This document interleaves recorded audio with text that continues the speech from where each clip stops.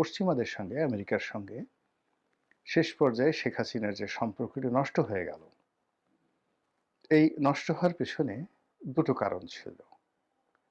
এক নম্বর কারণ ছিল যে ওরা বাংলাদেশের সেনাবাহিনীকে অস্ত্র দিতে চাচ্ছিল বা অস্ত্র বিক্রি করতে চাচ্ছিল।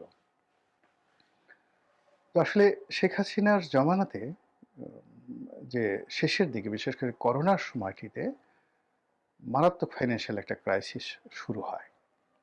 ওই সময়টাতে আমরা প্রেডিক্ট করেছিলাম যে হয়তো একটা দুর্ভিক্ষ হয়ে যাবে এবং শেখ হাসিনা নিজেও তিনি স্বীকার করেছিলেন একটি দুর্ভিক্ষ হয়ে যাবে। তো সেই দুর্ভিক্ষ থেকে দেশকে বাঁচানোর জন্য তিনি যে কি পরিমাণ চেষ্টা করেছেন, তারপরে কি পরিমাণ খাদ্যশস্য আমদানি করেছেন আনকন্ডিশনালি।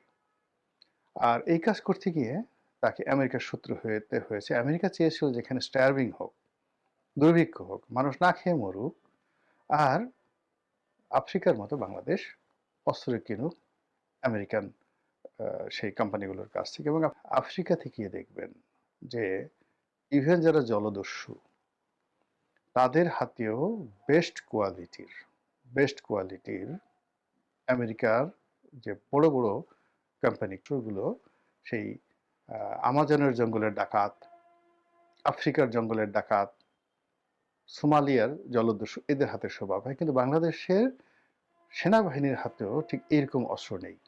এর কারণটা হলো শেখ হাসিনা মনে করেছেন যে এই মুহূর্তে অস্ত্রের চাইতে আমাদের খাদ্যশস্য বেশি দরকার।